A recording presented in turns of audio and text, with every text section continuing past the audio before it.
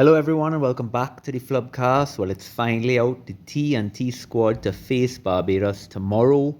That's Saturday the 31st of May, semi-final action. I'm going to do it in a little bit of reverse order where I'm going to go through all the players for TNT first and then go through some thoughts about some of the pros and the cons. As I've said before, unfortunately guys, when I'm doing this review, even though I'm acquaintances and friends with a lot of y'all, it's not going to work unless I'm 100% honest and could give my thoughts. I'm just a fan and I hope we could take everything in stride. I'm a TNT fan at heart. This is a big game, and I am just expressing my views. Take it for what it is.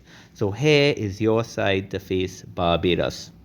Starting up front, we have Trezine McLean, Jarrell McFarlane from Northerns. Trezine, of course, must be used sparingly. Use him for 45 minutes, get the best out of him, tell him, look, give everything, we guarantee you could come off, so don't hold anything back, come off just limping if you needs be, take as many carries as you can, put your body on the line. And the same thing for Jarrell McFarlane. First cap, scrumming is going to be a big task for him. His willingness to tackle, he's got to know his body, know his limitations, stay close to those rocks, make sure that all the pick and goals are put down, set your post, make yourself available, and put your body on the line for that first crash balls coming at you. They're going to be partnered at hooker with Christopher Daniel, who is on the money with those line-out throws, also very good with distribution as a forward, moving out there. And I could tell from this team that TNT is going to want to move the ball. At lock is probably where I'm the most comfortable. The talisman Jamal Clark is being asked to come back and give us some time there. We are very appreciative, and he'll be partnering Askari Dawood, and all eyes, especially mine, turn to young Askari Dawood. He has been exceptional these last few seasons, and he's even turned some heads when he's playing sevens. I've had many a bear debating his ability to be used there if he gets his fitness up, and he's one of the more promising people coming up, and he has to stabilize that scrum. It's gonna come down. Everything is going to come on these locks, this tight five. Can they give their back row a platform to operate of? Can they affect the tempo of Barbados on their offensive balls, not allowing anything to come back clean? And are they willing to just release everything, knowing that the bench could come off and tidy up and finish the job?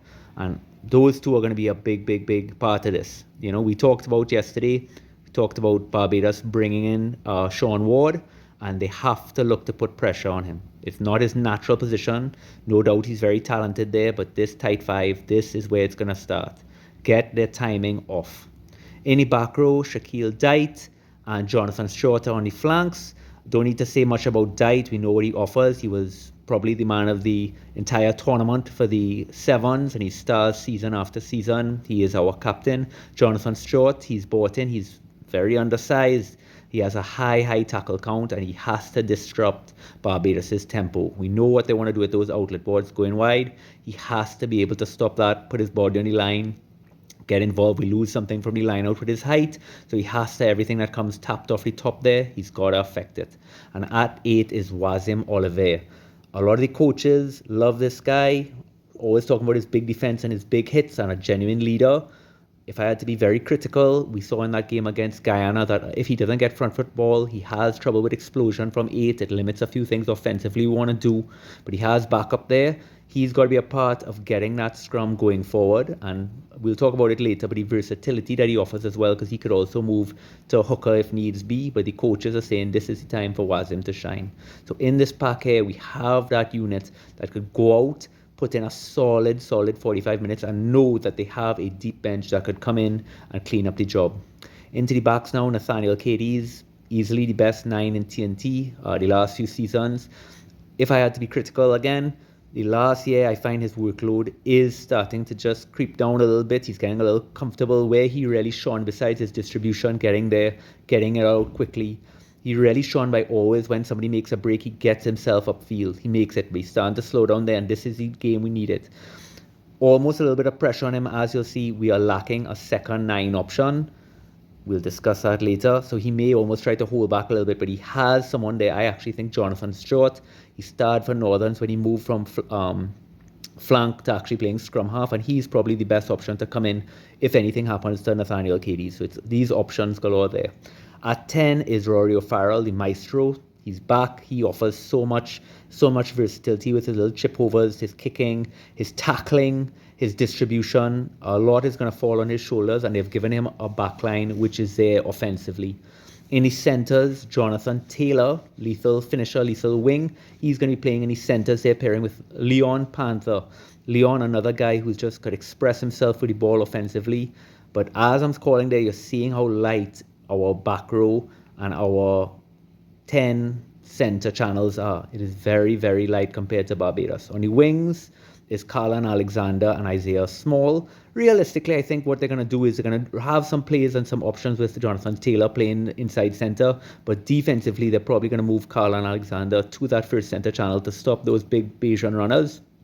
Give Jonathan a chance to cover defensively, which he's so exceptional at. But they'll interchange, this whole side could interchange. And Isaiah Small was a star the 2024 season, and with Sevens, recognizes a threat and could close it down, moves aggressive, big tackler, and a deadly finisher. He is one that Barbados is going to have to keep their eye on.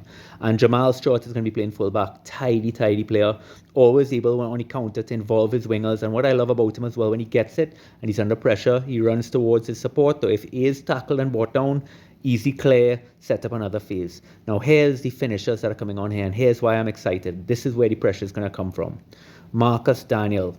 Love his carry work. Always wants the ball in hand to go forward, put pressure, never throws some silly pass. Love him. Travis Carmichael, Fatis as he's known, man of the match performance against Barbados last time. Options galore, not only as prop but as hooker as well. Ernest AC Wright, if we could get a solid 35 minutes of an AC caliber performance, we're not expecting him to give an entire game. If he could come on and for 35 minutes play AC caliber, and what is the most underrated aspect of his game is his line out work.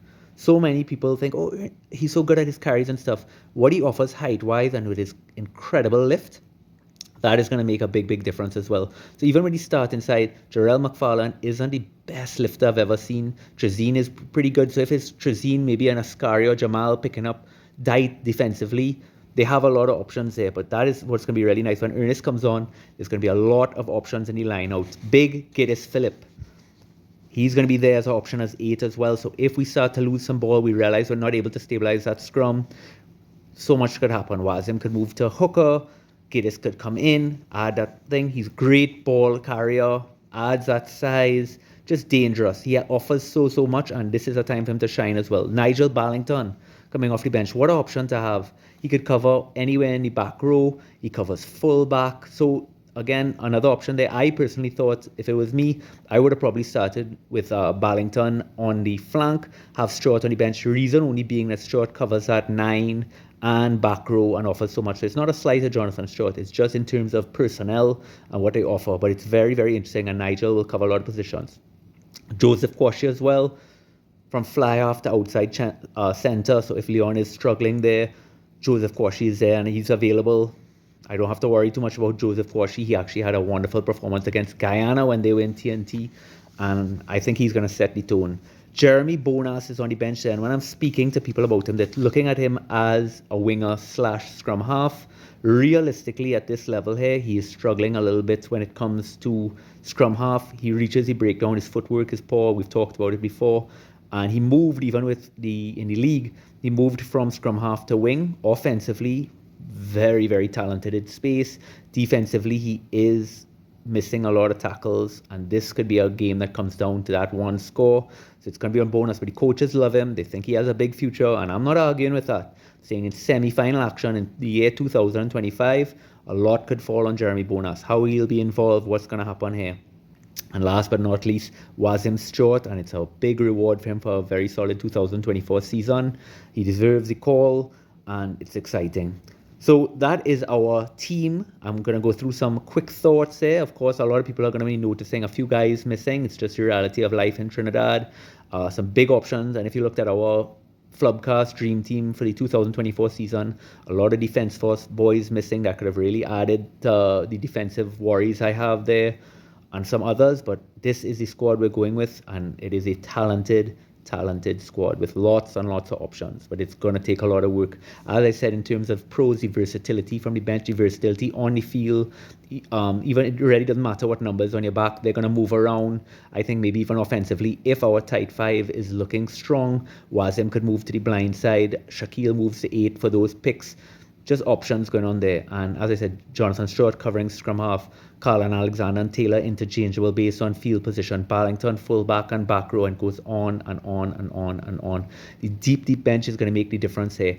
And I have to say, if Barbados cannot get a 10 plus point lead going into that 50-minute mark, this group could come and close. We're hoping for a hot, humid day down there. Limited rain. Unfortunately, the weather forecast does not look like it's going to agree with me. But if we get that, we could burn out some of these guys from Barbados, and our finishers can do the job. And I think a lot of eyes are going to fall from Rory O'Farrell here.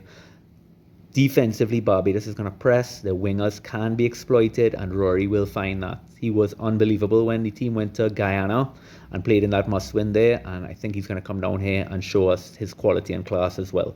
And I'll just remind everybody here that when you have players, for example, coming in the open side for Barbados, he represents Toronto Wolfpack. What does that mean? You're going to have foreign eyeballs looking at you. If you stand up and show these coaches from away, who might be down looking at him, but show what you can do against a quality player like this, you're going to open eyes, you're going to turn heads. This is how opportunities are made, gentlemen.